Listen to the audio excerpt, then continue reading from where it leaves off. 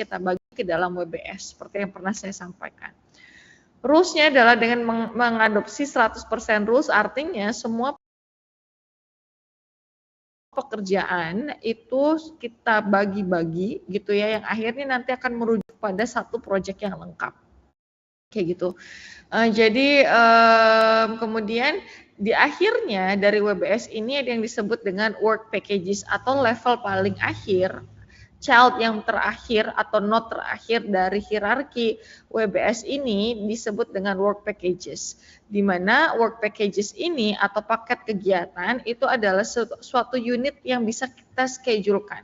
Jadi ada satu paket kegiatan yang kita bisa breakdown list aktivitasnya, kemudian kita bisa atur berapa lama durasi pekerjaannya, termasuk dengan biaya yang harus dikeluarkan dan bagaimana cara memonitor serta melakukan controllingnya. Biasanya work packages atau list aktivitas itu dia di totalnya itu sekitar 8 sampai 80 jam per pekerjaan. Artinya sekitar 1 bulan atau mungkin 1 hari gitu ya jika memang menganut sistem pekerjaan 8 jam per hari seperti itu. Jadi intinya work packages ini adalah sesuatu yang memang kita real akan kita kerjakan, yang kita sudah tahu capaian apa yang ingin kita laksanakan atau penuhi dalam rangka pemenuhan proyek yang akan kita kerjakan. Ini contoh dari WBS gitu ya, dalam pengembangan sistem rekam medis elektronik, misalnya kita bagi RME sistem project RME-nya ini adalah sebagai level 0, artinya scope dari satu proyeknya adalah gimana caranya untuk mengembangkan RME.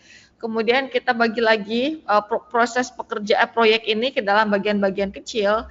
Yang pertama mungkin ada inisiasi yang ada hubungannya dengan project management planning. Kita membuat project charter, kemudian di inisiasi itu kerjanya ngapain aja sih?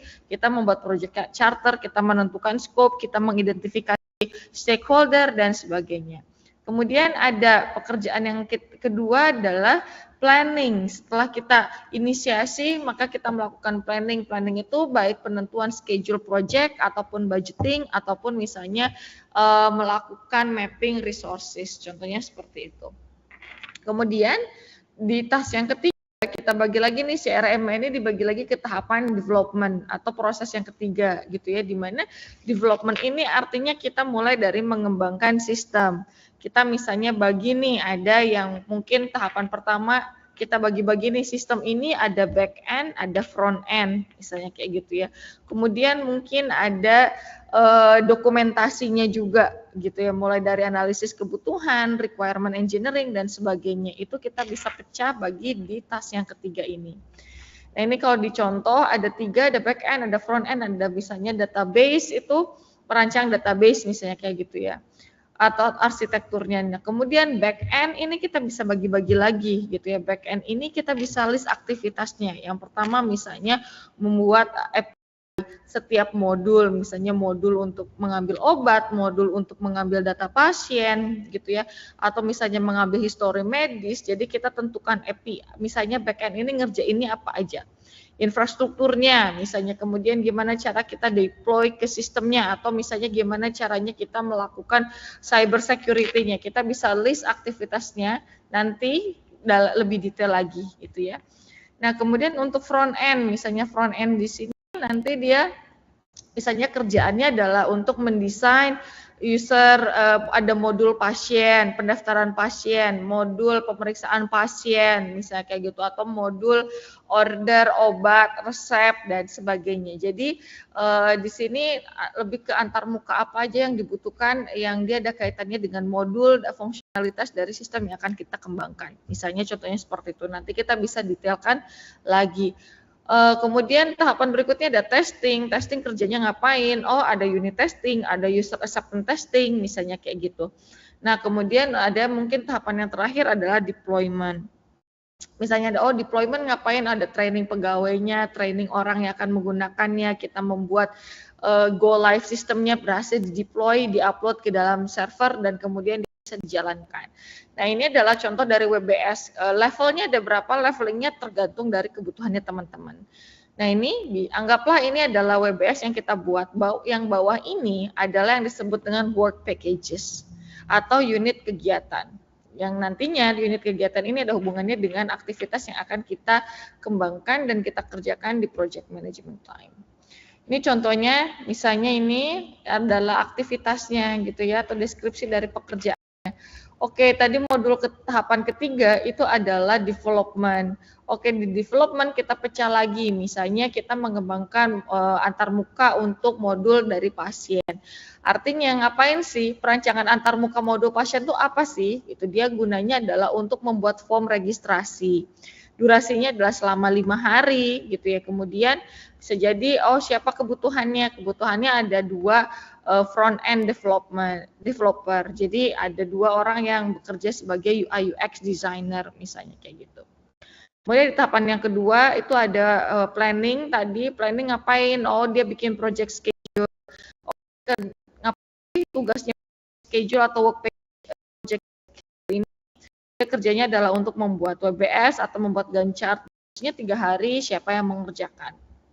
Kemudian apa outputnya itu kriterianya apa sih gitu. Misalnya kalau yang tadi front end membuat desain registrasi pasien, pendaftaran pasien gitu ya, berarti dia kriteria bahwa itu sudah selesainya sudah di-approve oleh oleh QA analysisnya gitu ya, oleh sistem analisnya.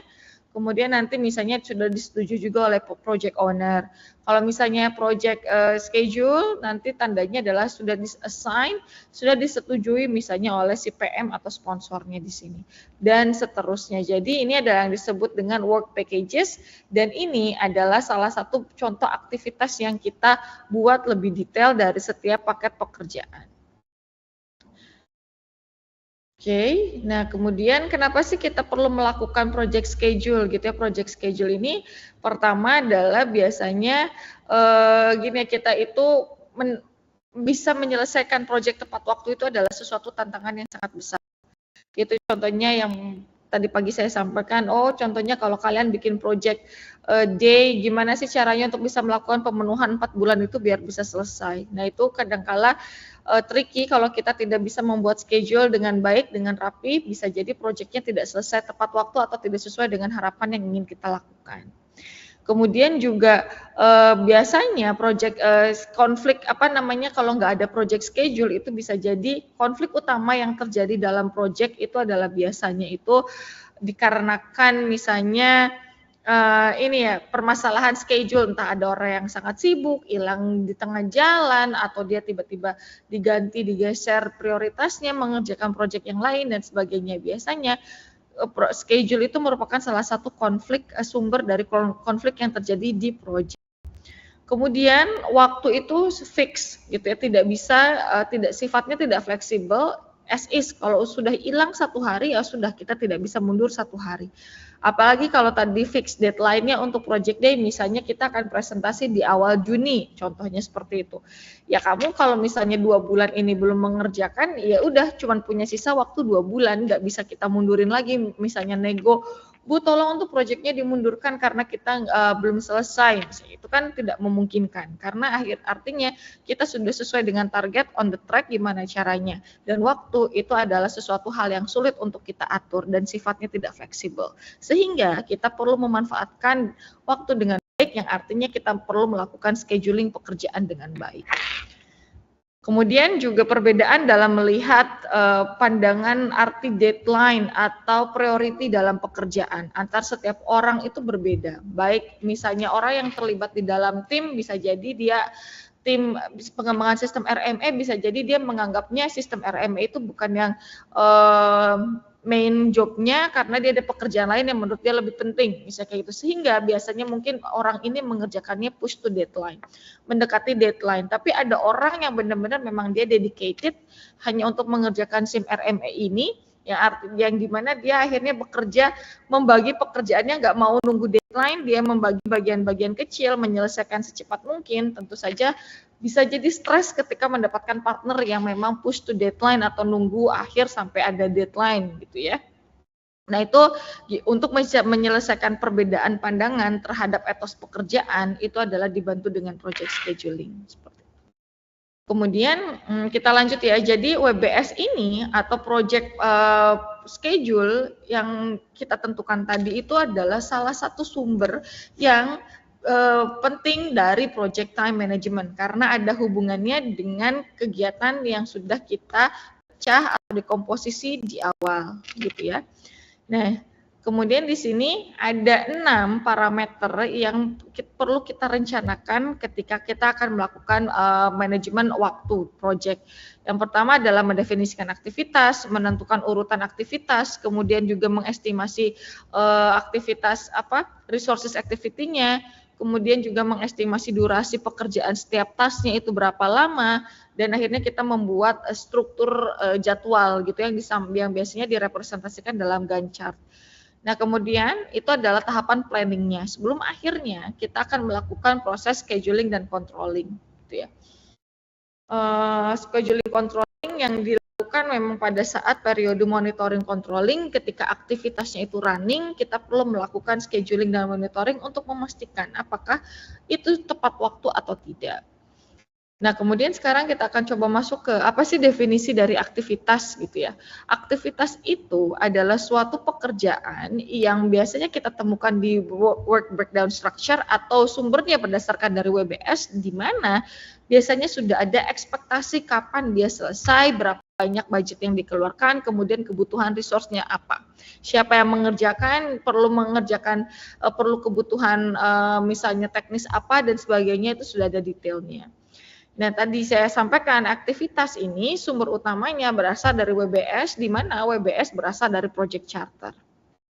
Di sini memastikan bahwa pekerjaan yang kita kerjakan selama project ini berjalan itu memang sesuai dengan scope yang sudah kita tentukan di project charter dan memang akan memenuhi tujuan yang sudah kita tentukan juga di project charter. Kayak gitu ya.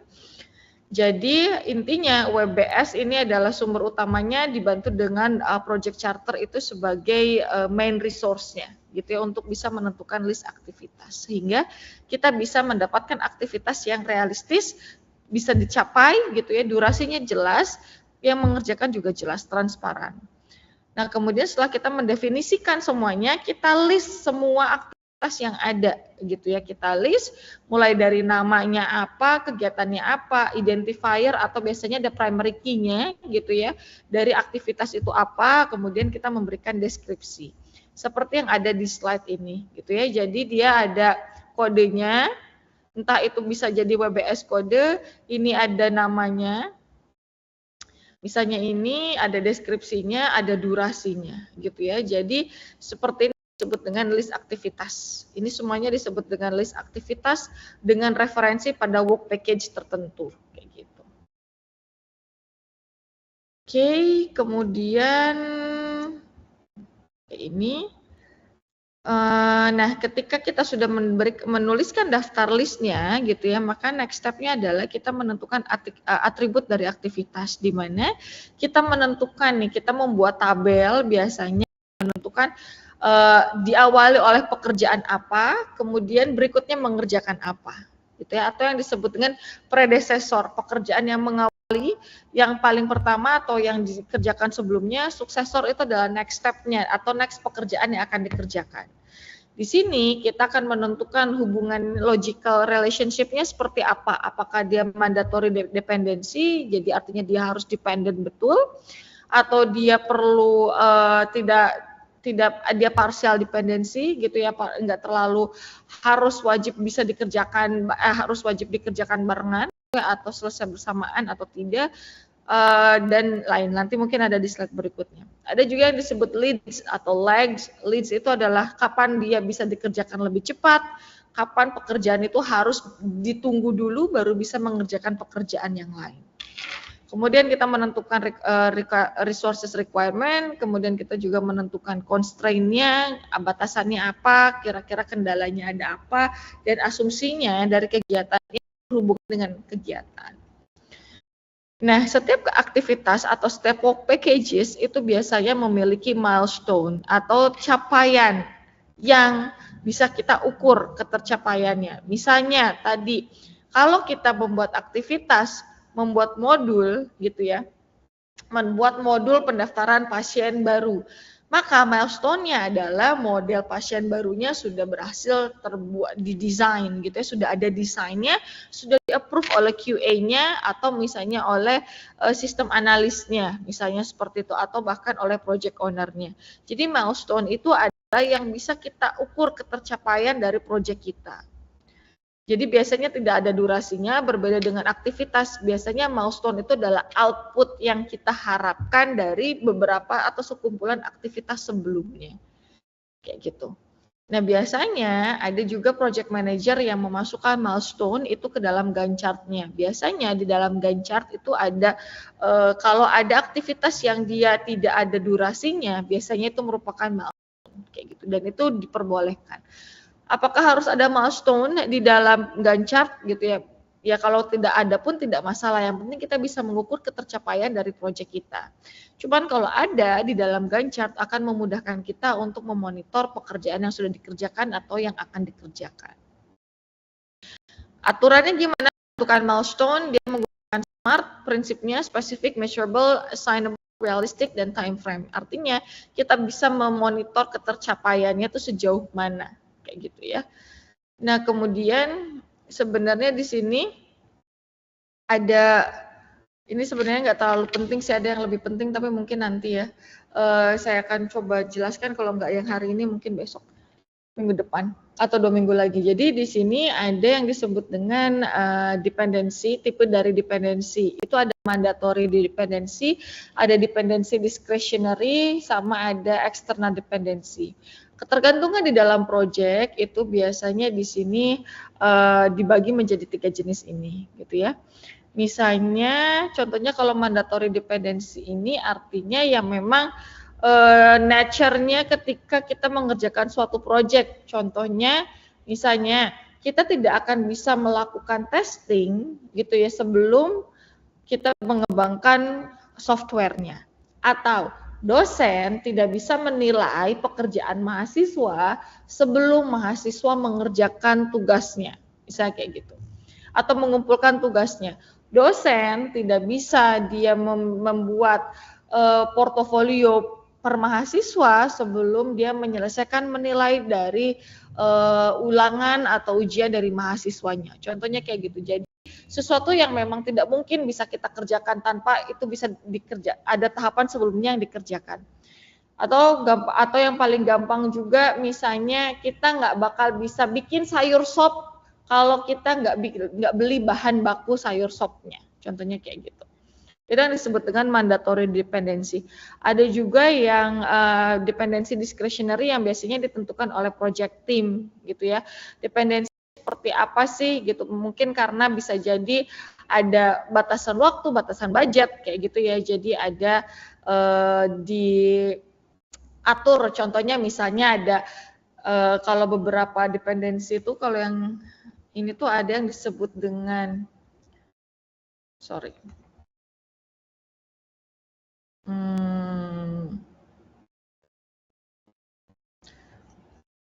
misalnya ada first to start, artinya dia baru bisa, pekerjaan yang lain itu baru bisa dikerjakan ketika pekerjaan yang sebelumnya sudah selesai. Atau ada juga start to start, artinya suatu pekerjaan bisa dimulai asalkan pekerjaan sebelumnya sudah mulai. Paling gampang misalnya teman-teman bisa menulis atau mencatat semua mata pelajaran yang saya sampaikan di kelas ketika saya memulai membuka kelas dan menyampaikan materi. Jadi teman-teman di sini tidak perlu menunggu saya selesai untuk bisa selesai pekerjaannya. Tengah-tengah selesai duluan karena mungkin tidak mau membaca, tidak sudah merasa oke, kayaknya big picture-nya sudah saya pahami sehingga saya tidak perlu menulis lagi, itu bisa gitu. Jadi yang start to start itu artinya suatu pekerjaan itu bisa dikerjakan ketika pekerjaan lain ini sudah mulai, yang tadi ya. Kemudian ada juga yang disebut dengan finish to finish atau FF. Finish to finish itu adalah suatu pekerjaan yang dia itu bisa selesai jika suatu pekerjaannya yang lain itu sudah selesai, gitu ya. Ada kalau finish itu misalnya contohnya yang tadi yang saya contohkan itu adalah kalau misalnya dosen itu kan bisa aja nih memeriksa pekerjaan, misalnya gini, ini kan dosen itu mengoreksi mata kuliah gitu ya, dosen mengoreksi jawaban mahasiswa. Dosen itu baru bisa menyelesaikan input nilainya gitu ya ketika dosen itu sudah selesai memeriksa jawaban mahasiswa. Artinya di sini input nilai itu tidak akan bisa selesai sebelum si dosen menyelesaikan pekerjaannya. Tapi dosen boleh mencicil pekerjaannya, misalnya ngasih ngoreksi, nemu nilainya, dihitung, input nilainya masing-masing per satu mahasiswa, boleh dicicil skemanya. Tapi kita katakan pekerjaan input nilai selesai itu ketika dosen itu sudah selesai mengkoreksi. Seperti itu ya, semoga bisa agak kebayang gitu. Atau ada yang disebut dengan start to finish. Nah, ini jarang sekali sih ada gitu ya. Cuman ibaratnya kalau yang ini start to finish itu misalnya kita mau migrasi sistem yang awalnya paper base gitu ya, RMA-nya, kemudian kita mau digitalisasi. Nah, proses digitalisasi ini harus mulai lebih dulu sebelum sebelum kita menghancurkan semua berkas rekam medis manualnya. Gitu. Jadi, ini harus selesai, ini bisa kapan aja, tapi ini dikatakan selesai jika kita sudah memasukkan semua berkas paper base rekam medisnya ke dalam sistem kayak gitu. Itu yang disebut dengan start to finish. Yang artinya di sini baru bisa jalan barengan, tapi dikatakan migrasinya selesai ketika kita sudah selesai memindahkan semua informasi dari dokumen rekam medis kertas ke dalam sistem. Nah, itu yang disebut dengan start to finish atau bagian dari si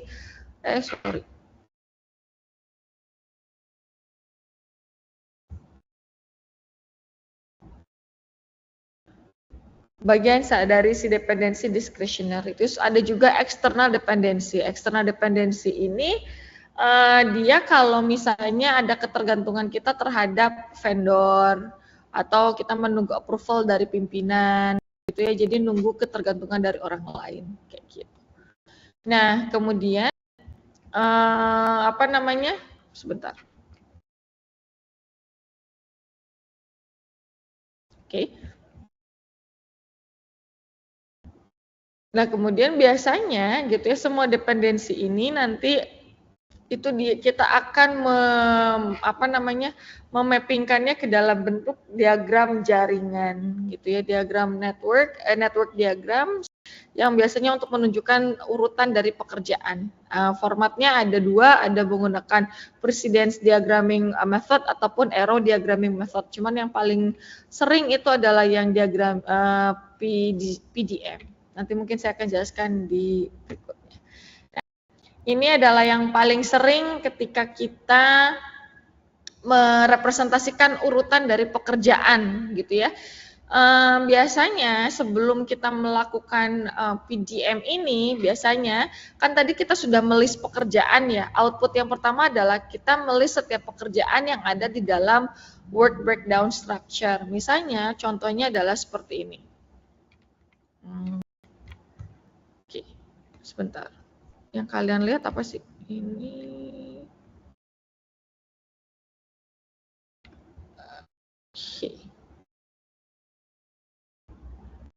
Oke. Misalnya ini, nah.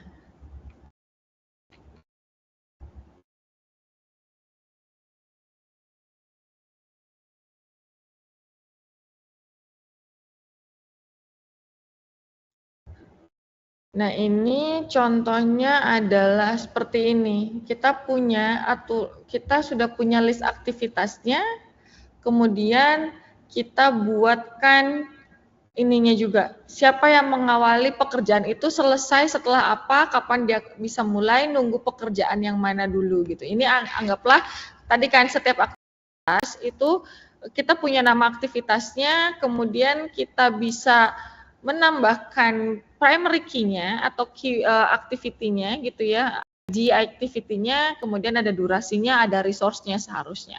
Nah, biasanya untuk memudahkan kita tahu urutannya yang mana, kita tambahkan kolom predecessor. Artinya dia dikerjakan setelah apa. Gitu ya.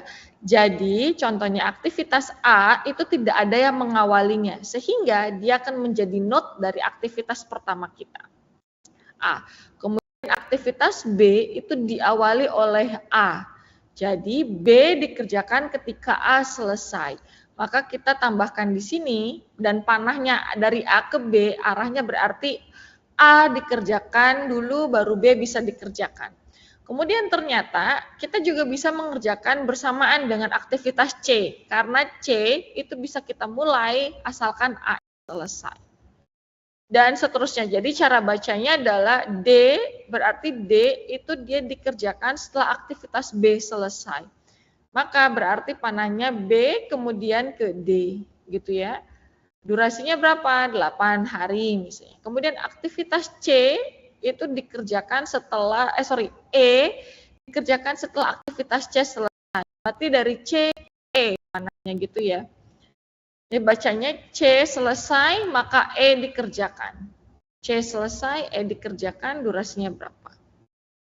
Kemudian di sini juga ada F dikerjakan setelah C selesai. Berarti paralel dengan E dan F. Itu bisa dikerjakan secara paralel, yang penting C-nya selesai. Contohnya seperti ini, kemudian ada durasinya. Nah, yang G itu dia ada dependent pekerjaan dengan D dan juga E. Jadi G itu tidak akan bisa dikerjakan jika salah satu D atau E-nya itu belum selesai atau pemenuhan keduanya belum selesai. Yang disebut dengan dependensi juga. Mandatori, jadi wajib antara D dan E itu dikerjakan dulu baru bisa mengerjakan G. Kalau H itu berarti nunggu dari pekerjaan G selesai, kemudian F, ada durasinya. Nah, yang bawah ini yang kita gambarkan, ini yang disebut dengan PDM atau Predecessor Diagramming Method. Artinya kita menentukan pekerjaan apa yang dikerjakan sebelum pekerjaan lain dimulai. Panah ini menunjukkan urutan sekuensialnya. Apa bedanya dengan AOM? Hampir sama, tapi biasanya AOM itu dia bulat kayak node kayak gitu. Nanti polanya kayak gini, misalnya kemudian biasanya tuh bentuknya bulat. Ini, jadi bentuknya node, artinya ada input pekerjaan A, nanti keluar ini A, misalnya gitu. Di sini misalnya kita tambahkan. Oke. A, nah ini nanti arrow on diagram ya. Jadi ada panahnya, kemudian ini merujuk pada dia mengerjakan pekerjaan A, nanti dari sini ada pekerjaan B dan yang lainnya. Jadi dia bentuknya sekuensial atau kayak panah. Nah, cuman yang paling sering digunakan adalah dengan menggunakan format PDM ini atau Precedence Diagramming Method gitu ya. Saya balik lagi. Nah, itu contohnya seperti itu, gitu ya. Jadi ada activity-nya, ada arrow-nya dan sebagainya. Oke, ini kebalik deh. Saya kebalik di sini. Oke. Nah, kalau kayak gini berarti dia disebutnya B dan C ini hubungannya adalah S. Artinya bisa jadi B kerja duluan, kemudian C kerja duluan, setelah itu bisa juga seperti itu. Jadi start to start bisa jadi. Kemudian kalau yang ini kalau yang ini sebutnya A ke B sebutannya adalah finish to start gitu. Jadi B tidak bisa dikerjakan sebelum A bisa dikerjakan. Kayak gitu ya. Ini contohnya ada beberapa hubungannya tadi yang bisa nanti mungkin ketika latihan akan lebih terlihat gitu ya. Oke, nah setelah kita menentukan setiap list pekerjaan, durasinya, sama yang pekerjaan yang mendahulunya, kita juga bisa melakukan untuk estimasi dari aktivitas orang per orangnya gitu ya. Jadi task A itu siapa aja sih yang mengerjakan? Yang mengerjakan ada Sam, ada Ellie, ada Sue. Berapa persen sih dia mengerjakan effortnya? Effortnya ada 8, mungkin bobotnya ada 8 gitu ya, effort estimation-nya adalah mungkin ini medium work, pekerjaannya nggak terlalu sulit gitu ya. Terus pembagian pekerjaannya seperti ini, di mana si Sam dan Sue itu memiliki bobot yang lebih tinggi, jadi beban pekerjaan lebih banyak dibandingkan si Sally. Selama 2 hari waktu itu tas A itu dikerjakan. Kemudian tas B itu dipegang penuh oleh si Sam 100% dengan Joe 100%, yang mungkin di sini dia wajib untuk totalitas mengerjakan pekerjaan dari si B ini. Durasinya selama 3 hari dan seterusnya. Ini yang disebut dengan resource allocation matrix dari beban pekerjaan per orang yang terlibat di dalam timnya. Nah, kemudian di sini kita kan, nah jadi ketika kita menentukan pekerjaan, itu kan kita perlu menentukan estimasi ataupun ataupun durasi ya, ataupun durasi berapa lama sih yang mengerjakan tas A ini dikerjakan. Nah, biasanya yang paling umum itu adalah berdasarkan pengalaman dari si expert itu sendiri. Kalau software development atau pengembangan software itu kan hampir mirip ya, satu software dengan software lain secara keseluruhan atau gambaran besarnya. Kita bisa mengadopsi dari proyek sebelumnya untuk menentukan durasi dan estimasi. Durasi berapa lama kita mengerjakan A, B, C, D, itu kita bisa mendapatkan dari pengalaman sebelumnya.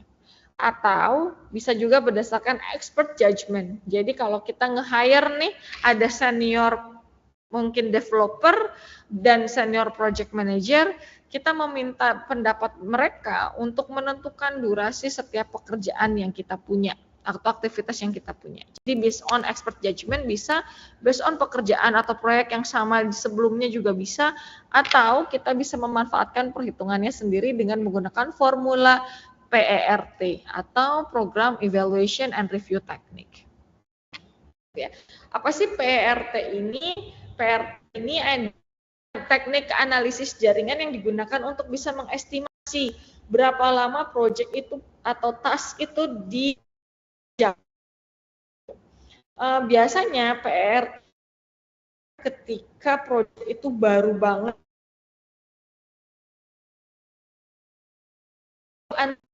misalnya ketika kamu nge-lab, wet lab itu kan penuh dengan kepastian ya. Ketika kamu nge-lab beneran, misalnya dengan senyawa kimia, melibatkan tumbuhan, tanaman, itu kan banyak sekali faktor yang tidak bisa terkontrol, sehingga biasanya menggunakan PERT untuk menentukan durasi dari setiap aktivitasnya. Yang artinya dia merupakan probabilistic metode gitu ya. Kapan sih kita menggunakan PERT? Biasanya kalau misalnya kita baru pertama kali pegang proyek itu belum pernah ada yang sebelumnya, kemudian juga memang sangat tidak pasti gitu, banyak sekali faktor yang tidak bisa kita kendalikan. Rumus dia melibatkan 3 parameter, parameter ada optimistic, most likely, dan pessimistic. Artinya di sini misalnya untuk pekerjaan task A, kamu tuh secara kira-kira nih paling cepet deh, optimisnya kamu bisa menyelesaikan berapa lama. Misalnya untuk pekerjaan A, kita optimisnya bisa kita lakukan selama 8 hari kerja, misalnya kayak gitu. Kemudian kita melihat dari sampel gitu ya, atau dari penelitian sebelumnya atau kegiatan yang hampir mirip tapi mungkin bisa kita jadikan estimasinya, berapa lama sih kebanyakan orang mengerjakan pekerjaan A itu kebanyakannya berapa hari. Ternyata setelah kita analisis, kita lihat pekerjaan A itu kebanyakan orang mengerjakannya selama 10 hari. Kemudian yang terakhir, faktor yang terakhir adalah pesimistik. Pesimistiknya, berapa lama sih terpanjangnya orang mengerjakan atau menyelesaikan pekerjaan A. Setelah dilihat, ternyata dia menghabiskan waktu 24 hari, misalnya kayak gitu. Dari sini kita sudah punya parameternya, kita bisa masukkan ke dalam rumus PERT-nya, di mana TE sama dengan, atau task tertentu, itu sama dengan O ditambah 4M, kita memberikan bobot paling besar kepada yang paling banyak orang itu menyelesaikan, durasi orang itu menyelesaikan pekerjaan A. Ditambah dengan P dengan 6. Ini adalah rumusnya, kita masukkan semua, maka kita bisa tahu bahwa pekerjaan A itu bisa diselesaikan secara dalam waktu 12 jam dari hasil perhitungannya. Nah, ini yang disebut dengan PERT. Tapi kalau misalnya kita punya project yang sebelumnya atau kita sudah expert gitu ya, kita bisa langsung mengestimasi dengan kemampuan atau knowledge yang kita miliki sendiri. Nah, kemudian setelah kita menentukan ini apa namanya diagram network, kita menentukan relationship-nya, nah, kita bikin schedule-nya dengan menggunakan Gantt chart gitu ya. Biasanya dengan seperti ini. Ini adalah schedule yang kita buat atau kita tentukan. Contohnya seperti ini. Nah, kemudian, penting sekali, jadi key utamanya dari project time management itu adalah kita memonitor apakah waktunya itu cukup atau tidak untuk menyelesaikan pekerjaan. Menyelesaikan project. Kira-kira dari semua pekerjaan yang sudah kita tentukan di sini, ya, kita tentukan di sini berapa lama sih kita perlu bisa menyelesaikan projectnya. Cara menghitungnya estimasi gini, kita bikin diagramnya, network diagramnya, untuk mengetahui berapa lama durasi dari suatu project. Ini kan startnya ya, kemudian ini adalah endpoint-nya. Maka kita bisa menghitung dengan cara misalnya kalau kita mau menuju H itu alurnya apa aja. Untuk bisa mencapai H diawali dengan A, caranya apa aja? Dari A, terus kerjakan apa lagi? Tas apa yang bisa kita kerjakan? Setelah A, kita mengerjakan kegiatan apa? Untuk bisa mencapai H. Alurnya.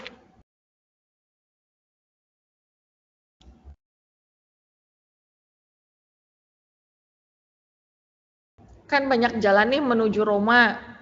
Kalau kita mau nyampe H, kita butuh jalan apa aja?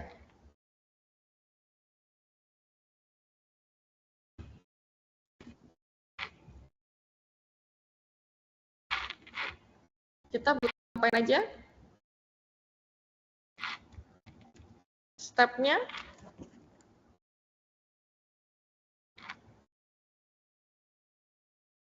Alurnya gimana untuk sampai H? Kita mengerjakan A, setelah A kita mengerjakan apa urutannya?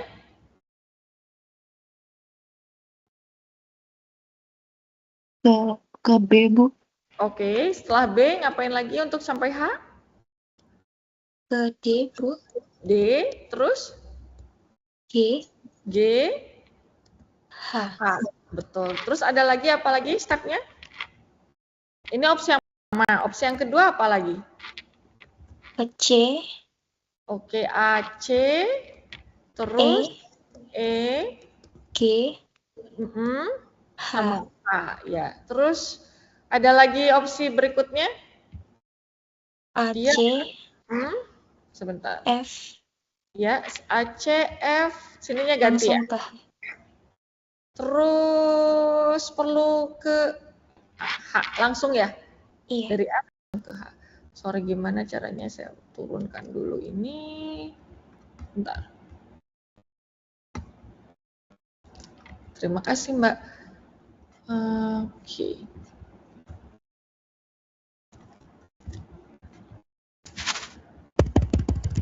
Saya pindahkan ke sini aja. Oke, nah kalau kita mau menghitung total durasinya, berarti kita tinggal tambahkan aja semuanya. A itu 3, B itu 4, terus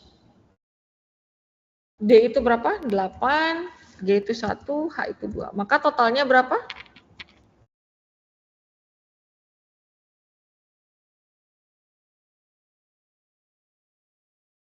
18, Bu. 18 hari, betul. 18 hari.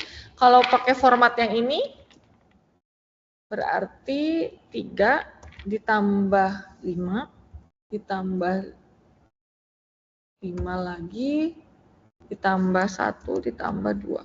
Totalnya berapa? 3 tambah 5, 8, tambah 5, 13, tambah 3. Berarti berapa? Ada 16. Iya. Kemudian kalau yang ini berapa lama? Yang ini berarti 3 ditambah 5 tambah 4 tambah 2. Maka dia totalnya 7, 14. 14, betul. Nah, kalau terima kasih. Nah, terus dari sini kita bisa mengetahui bahwa durasi proyek kita itu adalah bisa dikerjakan selama 18 hari. Kenapa nggak 14 hari, nggak 16 hari? Tentu saja kita akan mengambil yang terpanjang. Kalau misalnya 14 hari ya nggak cukup gitu ya, ada jalur yang nggak cukup. Nah, jadi total durasi proyek kita itu adalah untuk menyelesaikan semua aktivitasnya dari awal sampai akhir itu adalah selama 18 hari, di mana jalur yang ini ya, jalur yang pertama, yang terpanjang itu disebut dengan critical path.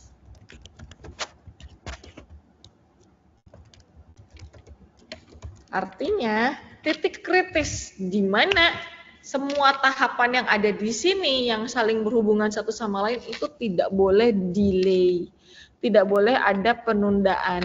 Kalau di jalur ini ada yang tertunda, itu artinya bisa jadi proyeknya akan mundur, gitu ya. Nah, kalau yang di bawah gimana? Kalau jalur yang kedua ini nggak apa-apa dia kita delay maksimumnya adalah 2 hari. Kalau misalnya ada delay, salah satu di jalur sini hanya diizinkan sepanjang 2 hari.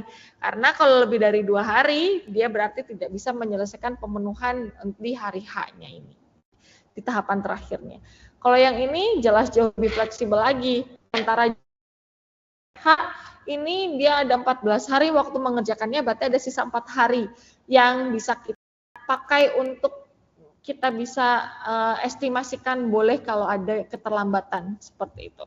Cara menghitungnya, bagi berapa lama kita perlu terlambat, tas mana yang bisa terlambat dan tidak, itu dengan menggunakan critical path method. Gitu ya. Jadi kita ada 2 caranya, yaitu dengan menghitung forward pass, artinya kita menentukan start awalnya kapan bisa diselesaikan lebih awal, nanti kita akan ada backward pass. Ini kapan dia bisa kita terlambatkan mulainya, kapan dia bisa berakhir lebih lambat juga. Ini yang disebut dengan komponen dari critical path. Critical path management ini kita bisa menentukan atau menghitung berapa lama tas mana yang boleh dan tidak boleh untuk ada delay, atau yang delay itu disebut dengan slack atau float di dalam project management. Float itu jenisnya ada 2 gitu ya, jenisnya ada 2, ada free float, ada total float. Total float itu artinya keseluruhan total dari project itu bisa telatnya berapa lama. Kalau free float itu dia melihatnya dari kapan dia bisa mengganggu aktivitas berikutnya atau tidak. Jadi kapan, boleh nih kalau aktivitas A udah selesai tapi kita mundurin deh mulainya ke B gitu, karena misalnya dia bisa diizinkan ada free time-nya yang bisa kita pakai untuk delay atau untuk menunda gitu ya. Nah, itu ada 2, ada float sama total float.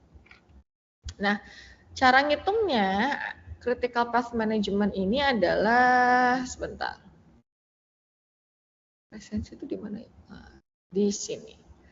Cara ngitungnya biasanya dari tabel diagram ini, dari network diagram ini kita gambarkan lagi A ini kita bagi lagi ke dalam, ada komponennya ada 3 kotak. Ada 3 row gitu ya. Sini ada 3 row, kemudian di sini ada, bentar, ini durasi. Oke. Nah, di sini kan awalnya cuma kotak gini aja ya, untuk bisa menghitung critical path-nya kapan mulai, hari kapan dia mulai dan enggaknya, kita bagi lagi kotaknya ke dalam lebih detail seperti ini. Ada 3 row, di mana tengahnya itu adalah nama aktivitasnya. Kemudian row pertama itu kita bagi ke dalam 3 kolom. Ada untuk menentukan kapan dia mulai, ada kapan dia berakhir, gitu ya. Ini nanti kita isikan dengan perhitungan. Oke, tunggu sebentar. Saya hapus dulu. Oke, tunggu ya. Nah, kemudian petanya tetap sama ya. Jadi si kotaknya yang tadi itu yang sudah kita gambarkan jadi network diagramnya, kita pecah, kita breakdown lagi ke dalam 3 row seperti ini. Panahnya tetap, nah yang ini yang akan kita pakai untuk perhitungan critical path-nya. Oke, tunggu sebentar.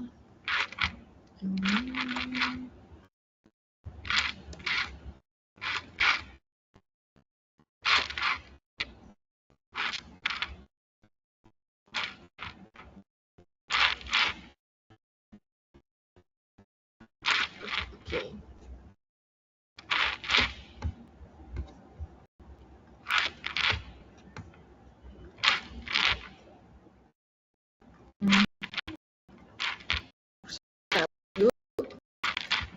Oke.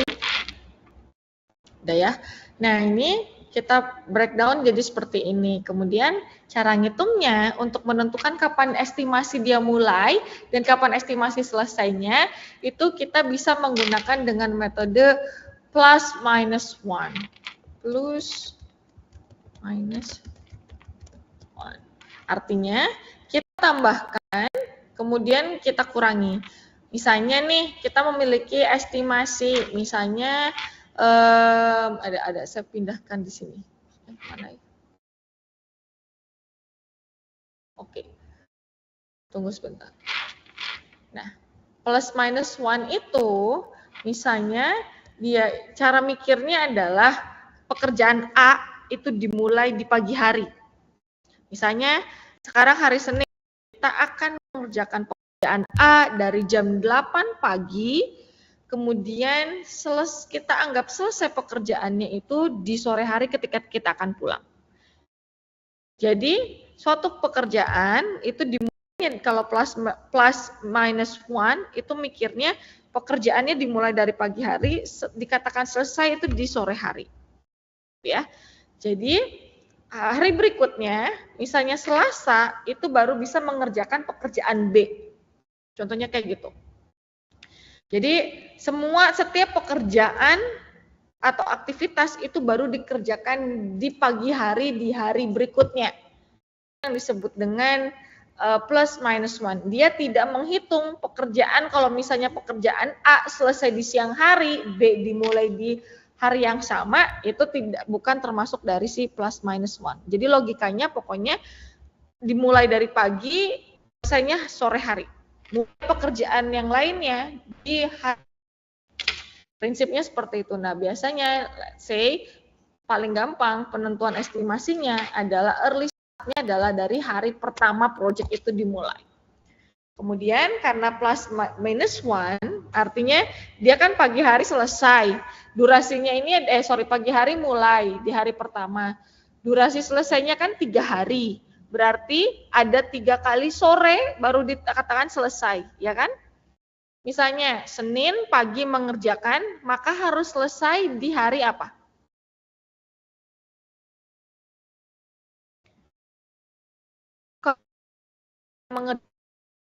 Maka tas A itu harus selesai di hari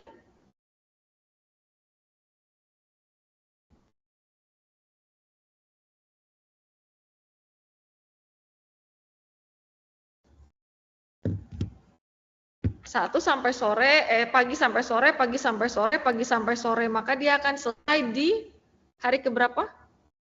Rabu sore. Hari Rabu sore ya, dia di Rabu sore. Maka kalau kita pakai jari Senin, Selasa, Rabu, maka dia tetap ada di hari ke-3 ya kan? Atau cara rumusnya adalah 1 ditambah durasi dikurangi dengan 1. Oke. Seperti ini ya. Jadi sama dengan ada hasil penjumlahan aritmatika ini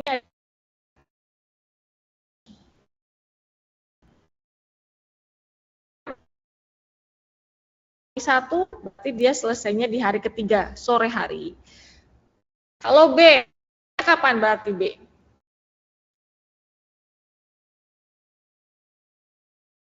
Prinsipnya dia di hari berikutnya, maka B akan dikerjakan di hari.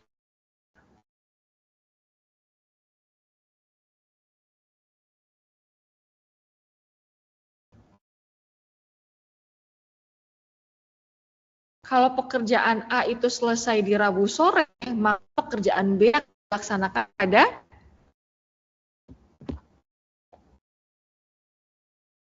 hari berikutnya, yaitu Kamis pagi. Kamis pagi. Berarti itu hari ke berapa? Hari keempat. Iya, hari keempat, betul. Hari keempat, kemudian di sini early finish-nya, kapan dia bisa selesainya? Hari ke berapa? 4 ditambah 4 dikurangi 1, maka dia selesainya di hari ke 7. 7, betul. Sekarang C. C itu kan dikerjakan setelah hari tugas A selesai. Maka dia sama ya, tinggal copy aja di sini. Kalau yang C, kapan early finish-nya? Hari ke berapa? Kalau yang C? 8. Iya, hari ke-8, betul. Selanjutnya, tadi yang ada hubungan itu apa? Ini B, D ya. Oke. Kalau D, berarti D mulainya hari keberapa di sini? 8. Hari ke-8, betul. Dia selesainya berarti dikurangi 1, 8 tambah 8 kurangi 1, hari ke-15. Gitu ya. Kemudian yang E. E ini kan setelah C selesai ya. Berarti kalau C-nya selesai hari ke-8, maka E-nya mulai hari ke-9. 9 tambah 5, 14 dikurangi 1 berarti berapa? 13 ya? Oke. Kalau yang F, F juga kan dikerjakan setelah C selesai. Maka bisa jadi sama nih harinya. Hari ke-9. Oke. Berarti dia finish-nya hari ke berapa? 9 tambah 4, 13 dikurangi 1, 12 ya. Oke. Nah, sekarang permasalahannya di G nih. G ini nunggu D dan E selesai. Maka kira-kira menurut teman-teman G ini dimulai pada hari keberapa?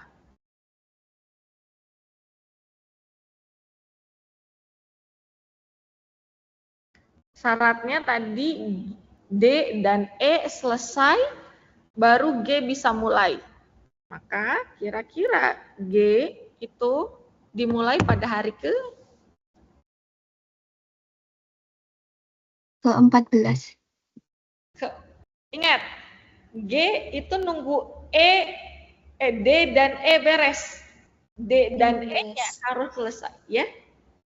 15. Baru selesai tanggal 15, maka dia baru mulai tanggal 16. 16, betul. Jadi, kalau ada dua pekerjaan yang paralel, dia nunggu dulu dua pekerjaan selesai, kita ambil jarak terpanjangnya. Kemudian kita tambahkan 1, itu untuk memulai hari berikutnya untuk pekerjaan yang baru. Oke. Seperti ini tadi, G itu nunggu D dan E selesai. D itu selesainya hari ke-15, E selesainya hari ke-13. Tidak mungkin kita mulai di hari ke-14, kenapa? Karena D-nya belum selesai. Oke. Oh, hari ke-15 belum mulai. Hari ke-15 belum bisa mulai karena dia baru selesainya di akhir hari, sore hari. Sehingga dia baru bisa mulai di hari ke-16. Kalau dia durasinya sehari, maka early finish-nya berapa? 16. Masih di hari ke-16, betul. Nah, kemudian sekarang ini. H ini kan ada 2 nih. Nah, kira-kira H mulainya hari keberapa? H itu tergantung G dan F. 17.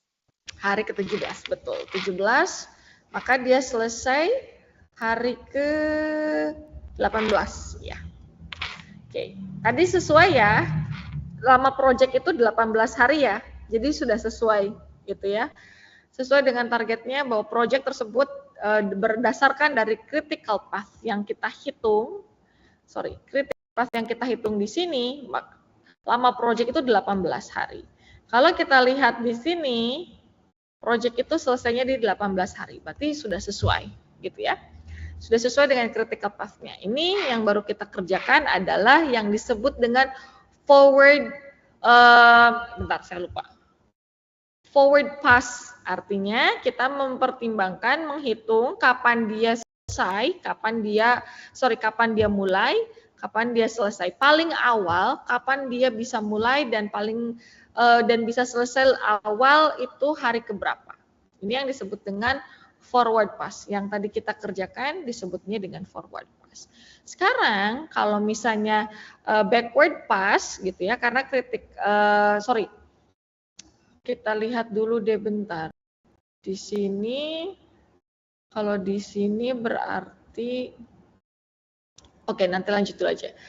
Nah sekarang kita mengerjakan backward pass-nya. Backward pass itu artinya kita menghitung di sini dari mundur kemudian ke depan. Jadi menghitung dari yang kapan dia selesai, paling lambat dia selesai itu caranya pindahkan early finish ke dalam late finish di sini. Ini EF, ini LS. Ini cara untuk memulai backward pass-nya ya. Jadi kita kopikan early finish-nya ke dalam late finish. Terus untuk menghitung late start-nya gimana? Cara menghitung late start-nya adalah late finish dikurangi durasi ditambah dengan 1. Jadi di sini rumusnya untuk menghitung LS itu sama dengan late finish dikurangi durasi ditambah dengan 1. Nah, berarti di sini durasinya berapa? Durasinya 2. Maka late start-nya berapa? 18 dikurangi 2, 16 ditambah 1, maka dia 17, ya kan? Ya. Kemudian sekarang karena dia sama posisinya, berarti ini kita tinggal pindahkan juga. Pindahkan di sini. Nah, berarti sekarang late start-nya untuk G berapa?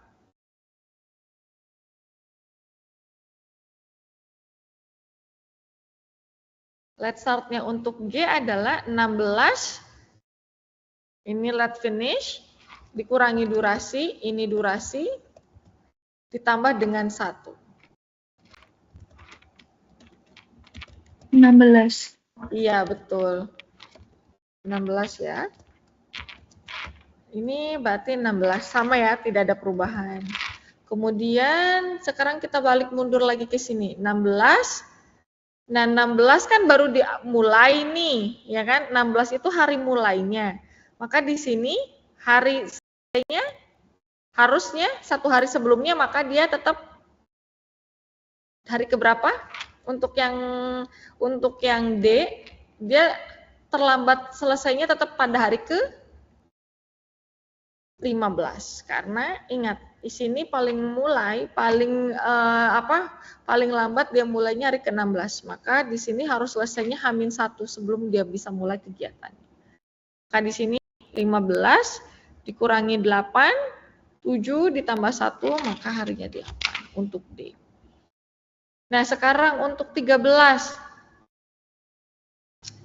13 kira-kira kapan nih mulainya di sini? H-1-nya harus selesai. Berarti berapa di sini?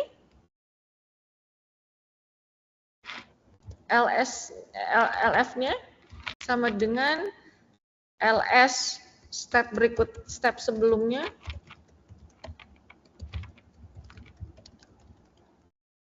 Kurangi 1. Berarti berapa?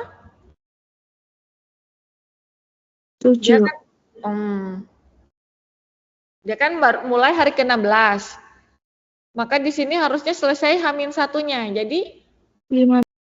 Iya, betul 15. Di sini 15. Sininya berapa? LS-nya?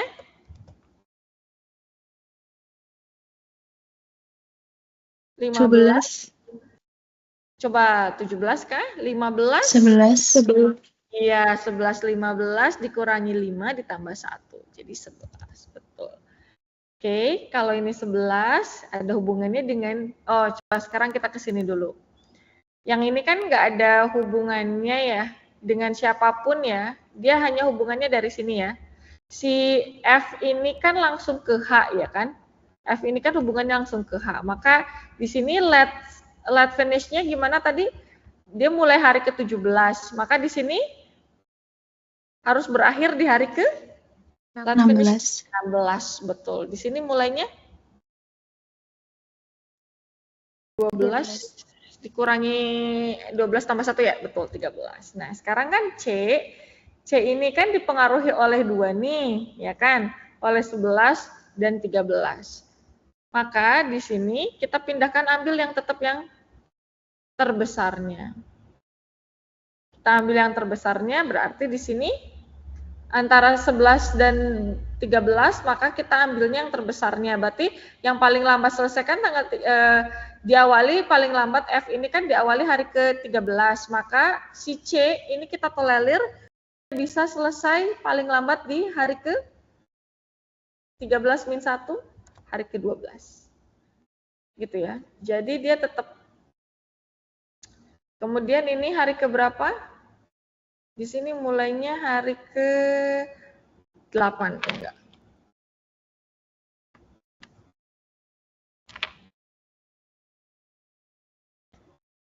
Oke. Let's start. Bentar, let's start ya. Nggak bisa, Ding. Salah. Ambil yang tercepat, sorry. Ini ambil yang tercepat, bukan ambil yang terlambat. Ambil yang tercepat itu dia harus dimulai hari ke-11. Maka di sini harusnya 10, sorry. Kalau backward, kita ambilnya yang terpendek, ya. Hari ke-10, maka dikurangi 5 tambah 1, maka ini hari ke-6. Oke. Kemudian kalau yang B, ini kapan? Tetap ya, 8 dikurangi 1, 7. Kemudian di sini 7 dikurangi 4, 3 ditambah 1, hari ke-4. Ya. Nah ini kemudian di sini tetap hari ke-3 diawali hari ke-1. Jadi A ini tidak boleh lambat. Nah ini kita baru menyelesaikan proses backward dan forward pass dan backward pass-nya. Setelah ini step-nya kita akan menghitung berapa lama delay time-nya. Tapi mungkin saya akan sampaikan di minggu depan gitu ya, karena mungkin kalian ada kelas lagi yang lain. Saya akan menyampaikan minggu depan finalisasi untuk menghitung critical path. Kemudian mungkin akan ada latihan yang akan saya upload minta tolong Mbak Iza untuk upload hari ini. Deadline-nya 2 minggu ke depan. Nunggu setelah saya menyelesaikan dulu materinya, kayak gitu ya. Kemudian nanti akan saya lanjutkan setelah critical path. Nanti akan saya lanjutkan ke materi yang berikutnya. Jadi tugasnya yang hari ini diuploadkan, mungkin saya akan minta tolong Mbak Iza uploadkan hari ini. Baru bisa kalian kerjakan 2 minggu setelah di minggu ke-6 gitu ya, karena saya perlu menyelesaikan dulu materinya. Minggu ke-6 itu kalau dari kalender akademik itu dimulainya tanggal 20, kan WFA ya, tapi mungkin saya akan tetap masuk aja di tanggal 23 ya. Jadi kalau tanggal 16 silahkan untuk persiapan lebaran, saya tidak akan masuk. Tapi kita akan masuk di tanggal 23. Nanti mungkin PJMK-nya bisa koordinasi dengan saya untuk reminder ya. Karena kalau dilihat dari jadwal sih memang masih cuti bersama. Tapi mungkin saya akan tetap masuk karena kita tidak punya waktu lagi gitu ya untuk kuliah penggantinya. Jadi tanggal 23 tetap kita masuk. Nanti kalian baru bisa mengerjakannya, tugasnya itu mulai dari tanggal 23 gitu ya. Tapi tugasnya akan saya upload di hari ini. Ada yang ingin ditanyakan dulu sampai sini?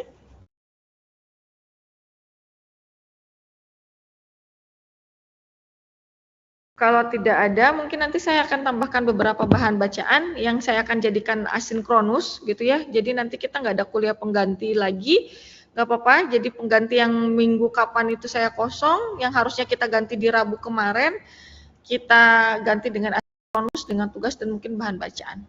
Oke, ini tuh ada yang ingin ditanyakan sebelum saya akhiri? Kalau tidak ada mungkin oke, baik. Terima kasih. Selamat melanjutkan perkuliahan yang lainnya atau selamat beristirahat kalau tidak ada. Sampai jumpa lagi. Assalamualaikum warahmatullahi wabarakatuh.